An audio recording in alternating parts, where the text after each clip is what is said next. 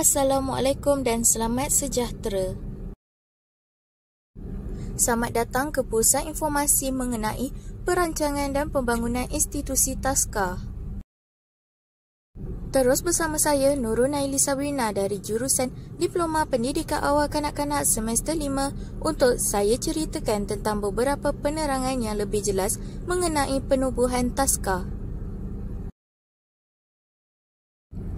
Sebelum saya meneruskan tentang penerangan, saya akan memberikan maksud TASKA terlebih dahulu. TASKA bermaksud Taman Asuhan Kanak-Kanak. Akta Taman Asuhan Kanak-Kanak 1984 dalam kurungan Akta 308 Pindaan 2011. Ia bermaksud mana-mana permis yang menerima masuk 4 orang atau lebih kanak-kanak yang berumur dari 4 tahun hingga lebih dalam sebuah rumah atau institusi dan dijaga serta dikenakan upah ataupun bayaran. Seterusnya, mari kita lihat langkah penubuhan TASKA. Untuk penubuhan sebuah TASKA, pihak pengusaha atau pengurus perlulah memilih lokasi yang sesuai atau strategik untuk membuka sebuah TASKA.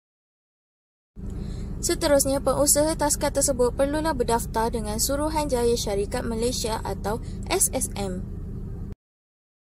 Akhir sekali, pengusaha perlulah memenuhi standard minimum Jabatan Kebajikan Masyarakat atau JKM yang telah ditetapkan. Di dalam TASKA tersebut, perlulah ada seorang pengusaha, pengurus, penyelia serta pengasuh. Kaki tangan di dalam TASKA tersebut perlulah mempunyai sijil khusus asas asuhan kanak-kanak atau khusus asuhan permata oleh JKM. Faedah yang TASKA akan dapat apabila mempunyai permit lesen yang sah adalah: yang pertama adalah lebih diyakini dan dipercayai. Hal ini kerana ada beberapa TASKA yang tiada atau mengambil permit lesen yang sah. Yang kedua, dengan mempunyai permit lesen yang sah, pengusaha dapat memotivasikan diri mereka sendiri untuk meneruskan untuk membina sebuah TASKA. Yang ketiga, jika pengusaha mempunyai permit lesen sah, mereka boleh membuat tuntutan jika mempunyai masalah sama ada dengan kaki tangan ataupun ibu bapa kanak-kanak. Faedah yang keempat pula adalah pengusaha boleh mendapatkan bantuan dari pihak kerajaan jika mengalami kerosakan atau kekurangan di dalam sebuah TASKA. Faedah yang terakhir adalah apabila sebuah TASKA mempunyai permit lesen yang sah, ia akan memudahkan ibu bapa di luar sana untuk membuat pencarian tentang TASKA-TASKA yang mempunyai lesen sah. Perancangan strategi yang membawa maksud sesuatu organisasi yang merancang untuk hala tuju atau strategi yang mereka lakukan. Ianya adalah untuk membuat keputusan, sebagai contoh untuk menjadikan sesebuah pembangunan atau TASKA supaya berkualiti dan menarikkan perhatian ibu bapa untuk menghantar anak-anak mereka.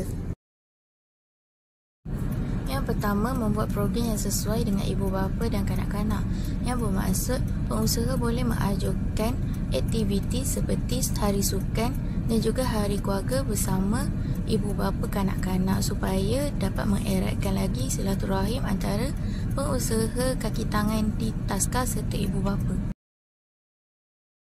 Yang kedua, membuat pemasaran tentang TASKA, sebagai contoh membuat di laman sosial ataupun membuat banner dan flyers dan edarkan kepada penduduk yang berdekatan.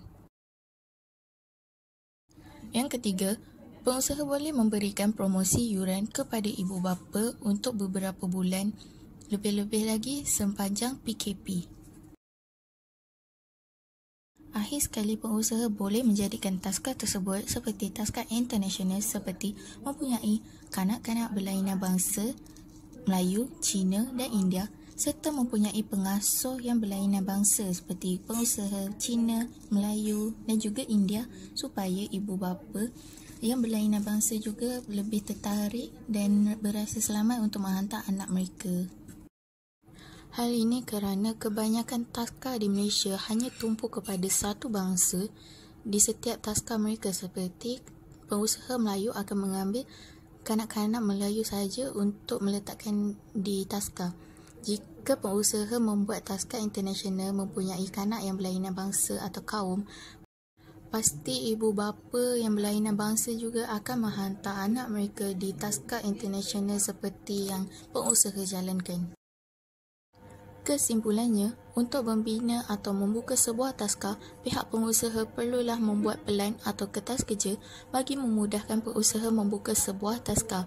Pastikan juga pengusaha mempunyai strategi yang kuat supaya taska yang dibuka akan menarik perhatian penduduk di kawasan tersebut.